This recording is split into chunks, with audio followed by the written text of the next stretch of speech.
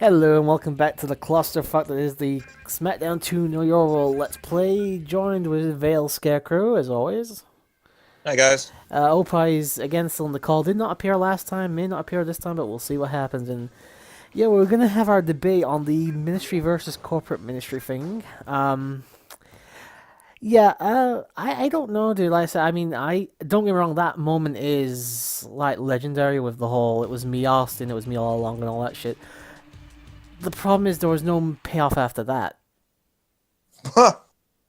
Like, what was it? Vince is still at Austin's throat. Taker technically working with Vince McMahon and Triple H as well to an extent and all that. It just felt like.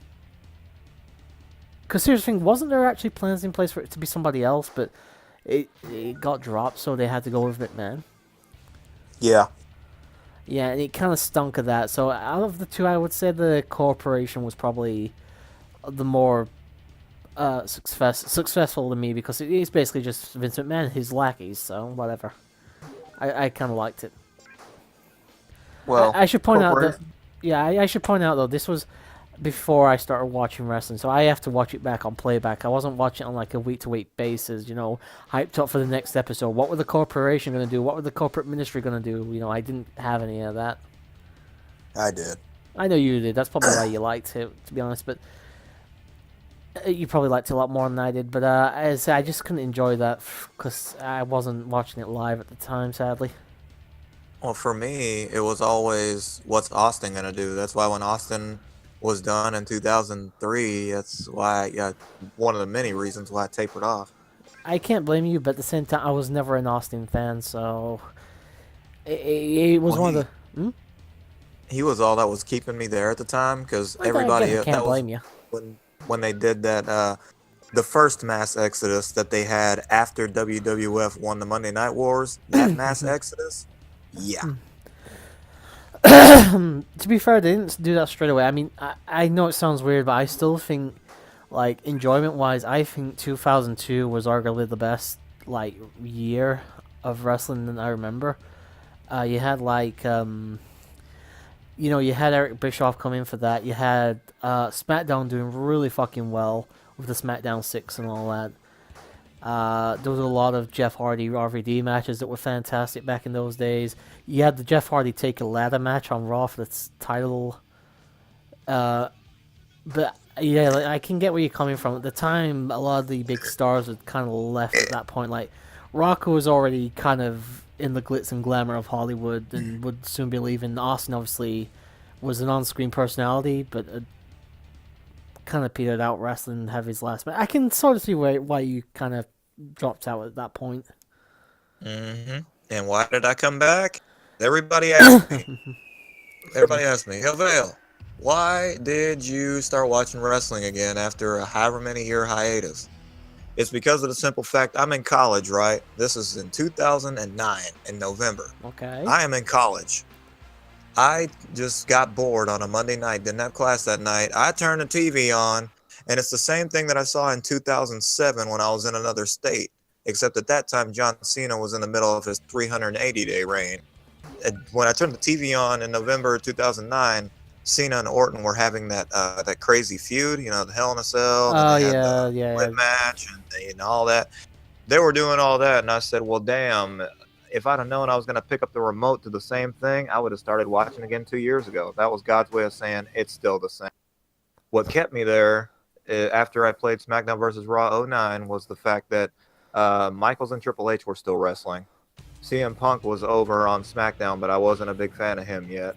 And they were still doing, the Nexus storyline, Miz storylines, Sheamus that when they broke out, they were doing all that. So Hmm.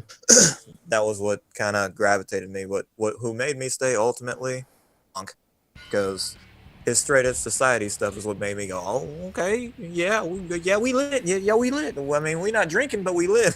Yeah, I mean, I understand. It was actually a really good thing to. It was a really good thing with Punk and his associates back in the day. Obviously, at the time, I think Sean would have been part time at the time because he would have left by Mania 2010. So, Yeah. um, I've taken breaks myself. I watched constantly from 2000 up until to late 2013. Took a few months off because they were pushing Ryback to the moon, and I wasn't a fan of him. I was I just didn't like his in ring where it took years off a lot of my favorite superstars' lives and shit. There's a lot Yeah, of people true. that can't wrestle now because they've been in the ring with Ryback either too many times or that one good time. Has he improved now? Yes. Is he still sloppy? Yes. I then took another really long hiatus after the Rumble 2014 because Punk left, and with him went my main reason for sticking around. I came back at Survivor Series that year only because I heard Sting was going to show up. And I was interested to see And him that on was the. fair. And I was just interested to finally see him in the WWF ring. And to be honest, I've taken a couple little breaks again since then, but I've never taken a long break like I did in 2014. So Yeah, honestly, after Punk left, I was about to give it up. Even though that same year, my man's won the Royal Rumble because it was a double treat for me. You know what I'm saying? My favorite got the start, and then the guy that wound up being my next favorite, he no, wound no, up no. winning. Batista won. No, Batista won the 2014 Rumble. Okay, it was 15. Or is it 13? No. No, Roman Reigns won the 2015 Rumble. Okay, that was. But my point still stands that, in all honesty, if the Shield hadn't debuted in 2012, I would have probably given up watching totally after Punk left. Because Honestly, I wouldn't have blamed you either. I mean, the Shield, thankfully, were something new. They were basically the Nexus done right. Because here's the thing, the Nexus was a great idea on paper. They fucking bottled it and basically had Super Cena go over again on everybody. It was ridiculous and terrible. Chup. By the way, we are in November and not NJ. I just realized. So we will be coming up on Survivor Series shortly. No 5-on-5s. God, no, you'd be looking to get a 2-on-2 in this game. And I do like the fact that the more recent 2K games will allow at least 4-on-4 matches, so it does make simulating those for CCWCs a bit more interesting now. Though fucking hell, the Survivor Series 89 episode is taking forever because the fucking teams that won don't want to win the fucking simulations.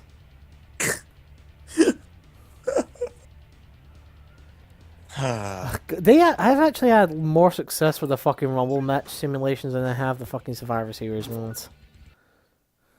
Are you serious? No, I'm being deadly serious here. The Rumble matches, can take a couple hours because the match itself can take a good chunk of time, but usually I'll get it like within the first 3 attempts. Not with the fucking Survivor Series matches. I spent about 4 hours the other day trying to get one match with an outcome I needed, and it wouldn't fucking happen for me.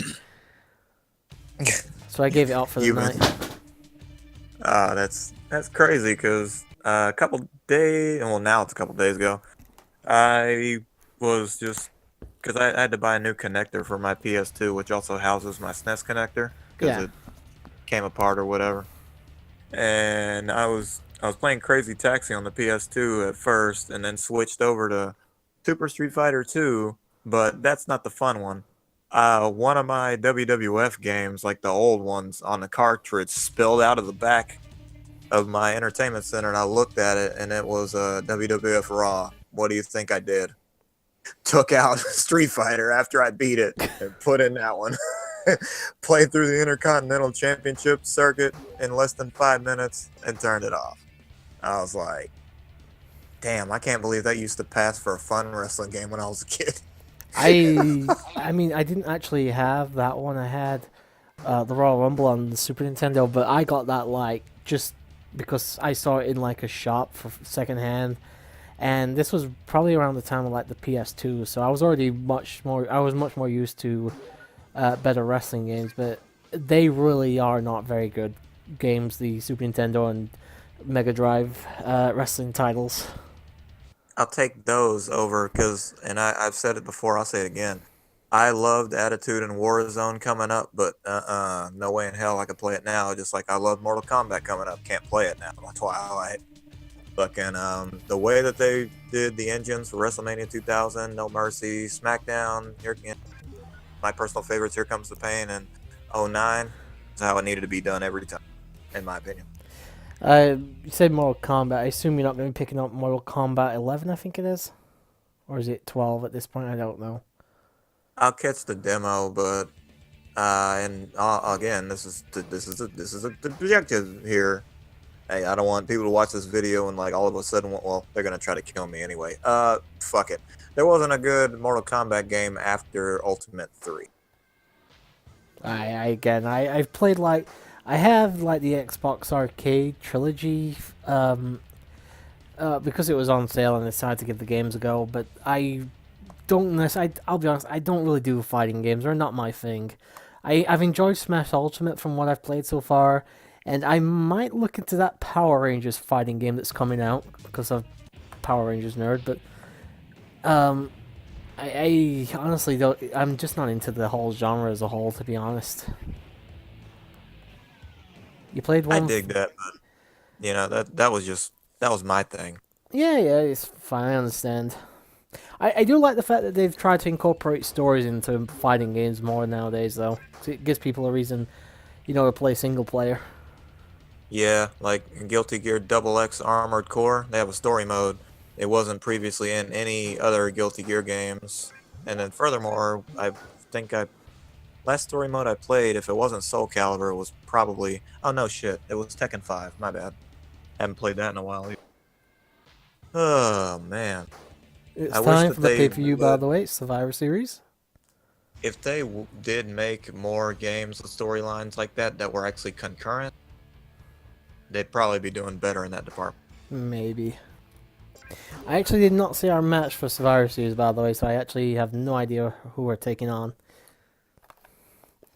I'd like to take on Trish Stratus and her Double Ds.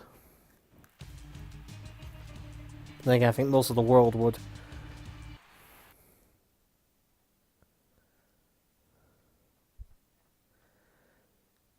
Unfortunately, Opie needs to get his skates on. It's not long till the Rumble match.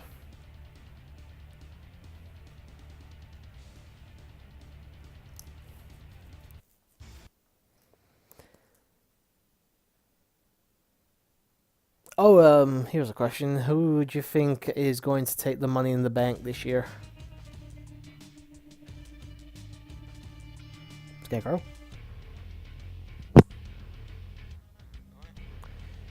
We seem to be having some technical difficulties. So yeah, I actually missed that topic there. I think Angle is trying to get a certain match with a certain somebody, but I wasn't paying much attention. European Championship on the line, Taz versus Perry Saturn, because we've already seen this about 10,000 times already during this entire season. It all depends on who. Oh, there you are. Okay. And yeah, that was what I said before I died. It depends on who it was, but in all honesty, I wouldn't be opposed to Balor winning for some reason. I could see them sticking it on Balor, yeah. But who was the last one? Was it Baron Corbin who won it last? No, it wasn't Baron Corbin. Now Braun. It was Braun, wasn't it? And they failed. wasted it I at know. Hell in a Cell. And what I mean by wasted it is it's fine that he cashed it in. I didn't like the fact that they had to have the Shield Dogs of War interference and then Brock just fucked the whole thing up. Like, the Shield and Dogs of War interference was enough, but then Brock comes out and, as Game Wiz tweeted out that night, Brock Lesnar ruins everything. Yeah, he really kind of does. Balor, they need to do. It's been a couple of years now, I think, since the Money in the Bank's been handled properly. So they need to do something. Like probably the last time was Seth, I guess. That was handled properly. Who else? That was a big cash in too. There's obviously Dean as well. I actually like Dean's cash in. I just like that pose that Seth Rollins had after he beat Reigns clean because Reigns violated the drug thing or whatever. Yeah, I love the fact that in one night the All of Shield held the title. That was cool. I just still could not get over that pose when Seth was standing over Roman and holding the title right next to his head. For some reason, I thought that was the coolest shot. I don't know why. And then Here What comes my. happened? Oh, there he is. Welcome Then they're back. like, no, what the hell? They just had a world championship match. Oh, Brent Ambrose Oh, with the briefcase. we were talking about Money in the Bank cash-ins and how Dean cashed in on Seth after the clean victory over Roman. Oh yeah, that one. Yep. We were just talking about who we think might win Money in the Bank this year. Got any takers? Undertaker. Yeah, Undertaker.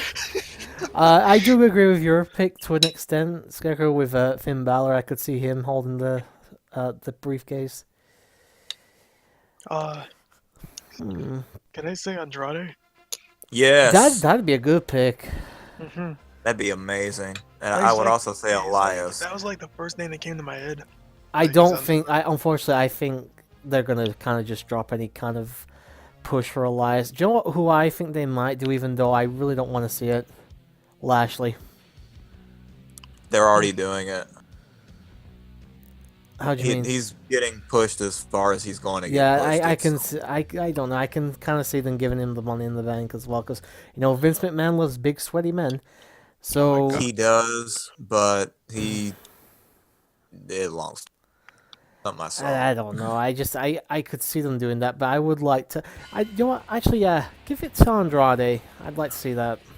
Big sweaty Okay. black men. Third for Andrade. But here's my problem. I think of Raw more than SmackDown anyway, so I could tell you more about Raw's roster than SmackDown's. True. Have Kofi win the title at fucking WrestleMania and have Big E win the Money in the Bank. Oh, speaking of that, I forgot to run something by y'all. I ran it by Wiz. Opie, you were there for this conversation, I think. Anyway, so let's take this here, okay? Everybody knows I'm the Roman Reigns guy. Okay, let's take this, okay? Superstar shakeup, right? Yep. Seth is Universal Champion in this scenario. Okay. And is not in WWE in this scenario. In the Leave WWE Seth. Championship picture, you mean?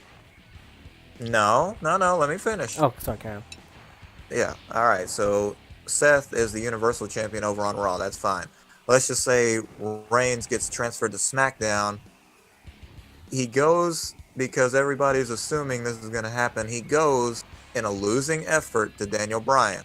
Bryan goes over. Okay. Roman is told he has to start from the top. Meanwhile, enter Joe. Joe challenges Roman. Roman says, you know what? Why don't we just go after the tag team titles? We don't like each other, but let's take all the gold. Bam! I would love to see Roman and Joe team up, because look at what they did with the Bar. The Bar don't get along. The Bar don't like each other. They're one of the greatest teams ever. That's just me. And I intentionally would have that first loss on Roman to whoever the WWE champion is at that time, just to everybody shut up. Everybody shut up. He already got beat, all right? Shut up.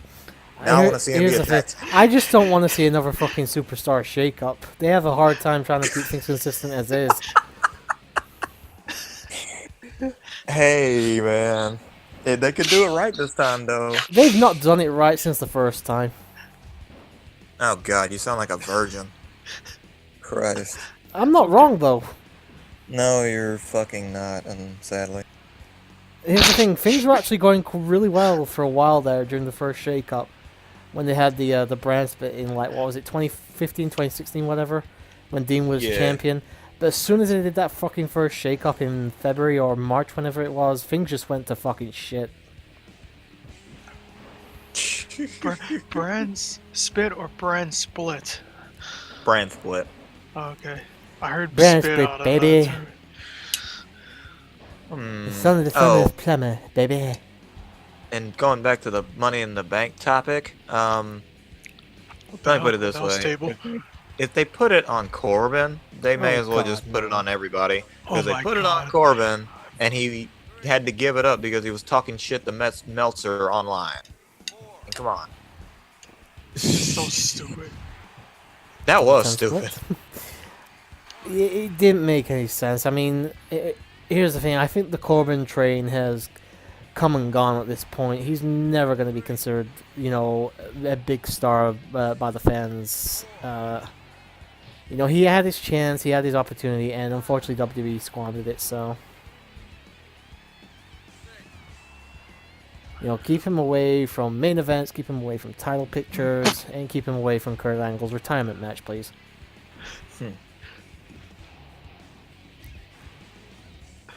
Anyway, you got about 40 seconds left here, so the match must be about to finish. That's enough time for a quick wank. Or free if you're Opie. What is the average one every 15 seconds? I don't know, you've been God damn. generous. 10. Kurt Angle wins again. I believe we're coming up to the Rumble as well soon, which is going to be interesting. We got December to go, but we'll get there at some point. Right. Thank you. Oh, we got about 15 seconds left, or just under. Thank you for watching. You suck. You suck. You suck. Bye, guys. You suck. You suck. You suck. No, you suck.